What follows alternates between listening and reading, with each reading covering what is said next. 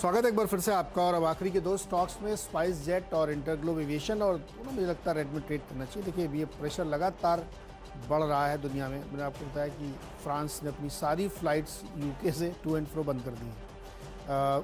तो हालांकि वो उसका इससे कोई लेना देना नहीं, लेकिन जिस तरीके से ओमाइक्रॉन की रफ्तार बढ़ रही है उससे रिस्ट्रिक्शन तो बाद में लगेंगे, पहले आदमी सतर्क हो जाता है। धारा 144 लगी चुकी है मुंबई में। ऐसी बहुत सारी चीज़ों से जो कम्युनिकेशन वाली कंपनीज़ हैं, कम्युनिकेशन मतलब ट्रांसपोर्टेशन, तमाम चीज़ें, उनमें दिक्कत आएगी। मुझे लगता है दोनों स्टॉक प्रेशर करनी चाहिए। अच्छा, आप दो ग्रीन वाले स्टॉक्स और दोनों एक छोटी पॉकेट को बिलोंग करते हैं, दोनों टी कंपनीज हैं। दोनों स्क्रीन पे दिखाइए, धनसेरी टी और वारंट टी। अब ये दोनों आज ही के लिहाज से अगर चले तो ट्रेडिंग बेट के तौर पे ट्रीट करिएगा, अदरवाइज अवॉइड करिएगा। छोटी कंपनीज हैं। हुआ क्या, दोनों की स्टोरीज अलग अलग हैं। वारंटी का एक बागान असम का जो था उसे धनसेरी टी ने खरीद लिया। अब ये वारंटी उस पैसे का इस्तेमाल करेगी अपने फाइनेंस कॉस्ट को रिड्यूस, मतलब बेसिकली डेट रीपे करने के लिए, और साथ साथ अपने बिजनेस में और फंड्स इन्फ्यूज किए जाएंगे। अच्छी खबर। अब ये कंपनी का मार्केट कैप इस समय है 98 करोड़ रुपीस का, और ये जो बागान बेचा उसका ग्रॉस कंसिडरेशन आया है 27 करोड़ के आसपास। तो इस कंपनी के लिहाज से अच्छा खासा पैसा मोबिलाइज होता हुआ अब धनसेरी टी ने खरीदा, और धनसेरी टी ने अपना एक बागान, छोटा बागान बेच दिया। तो ये रीचेक हो रहा है। अच्छा, ये सब ऑफ हाई ट्रेड कर रहे हैं। धनसेरी टी के साल के हाई ने 400 प्लस के, चल रहा है 250 के आसपास। मैंने कहा शायद इन खबरों के दम पर ये स्टॉक शायद हरकत में आए। कोई मेरे को लगता है हाँ बड़ा, एक्चुअली धनसेरी ने ये करा है। नहीं, हाँ धनसेरी ने ये करा, उसका तो खैर एक बागान बिका है। तो ये दोनों में रीचेक होता हुआ दोनों को रखिएगा रडार पे।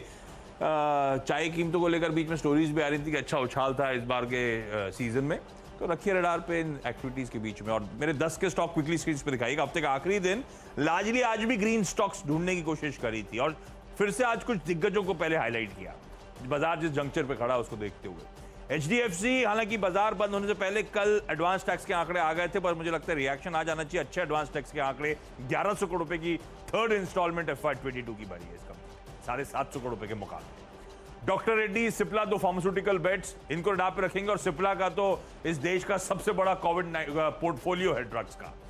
कृष्णा डायग्नोस्टिक, एक और डायग्नोस्टिक कंपनी, लगातार डायग्नोस्टिक्स को मेंशन कर रहा हूं, हालांकि ये स्पेस चली नहीं है, ध्यान रखिएगा बोलने के बावजूद भी, पर फिर होप कर रहा हूं। टाइम करना मुश्किल है, लेकिन लगता है ये स्टॉक्स अच्छे करेक्टेड फेज में और टेलविंड्स अच्छी बन रही है।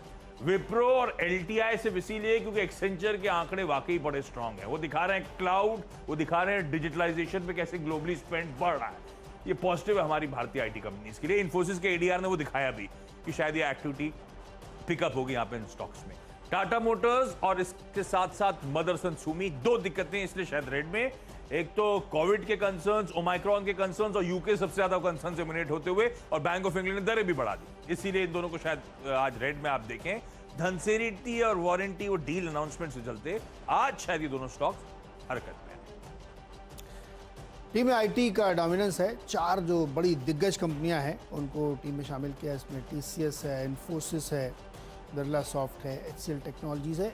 वजह इसकी है कि एक्सेंचर ने जो अपने नतीजे दिखाए उसमें उसने बताया कि उनका गाइडेंस जो है, जो पहले 15-17% था, वो बढ़ के उन्होंने 19 से 22% तक कर दिया। बहुत सिग्निफिकेंट इंप्रूवमेंट देखने को मिल रहा है। तो हमें लगता है कि पूरा IT सेक्टर जो है आज बढ़िया प्रदर्शन करना चाहिए। ग्रीन पैनल का एक प्लांट जो राजस्थान का बंद था वो फिर से ऑपरेशनल हो गया है। CDSL के लिए बड़ी इंटरेस्टिंग कंपनी है कि LIC अपने पॉलिसी धारकों को सजेस्ट कर रही है कि अगर आप पार्टिसिपेट करना चाहते हैं इक्विटी में तो डीमैट अकाउंट खुलवा लीजिए। तो मुझे लगता है इसका एक बड़ा फ़ायदा CDSL को मिलेगा। यूनियन बैंक में ध्यान रखिएगा, इसमें LIC ने अपना स्टेक बढ़ाया 2%। साथ ही आज इनकी एक बड़ी इंटरेस्टिंग इन्वेस्टर मीट भी है। इंडियाबुल्स हाउसिंग से समीर गहलोत बाहर हो गए हैं, उन्होंने अपना स्टेक भी बेच दिया, और जो चेक इन किया उन्होंने काफ़ी बड़े फंड्स हैं। स्पाइस जेट और इंडिगो में थोड़ी दिक्कत हो सकती है क्योंकि ओमाइक्रॉन की वजह से थोड़े रिस्ट्रिक्शंस और लोगों का खुद का डिसिप्लिन इस सेक्टर के लिए थोड़ा सा नेगेटिव होगा।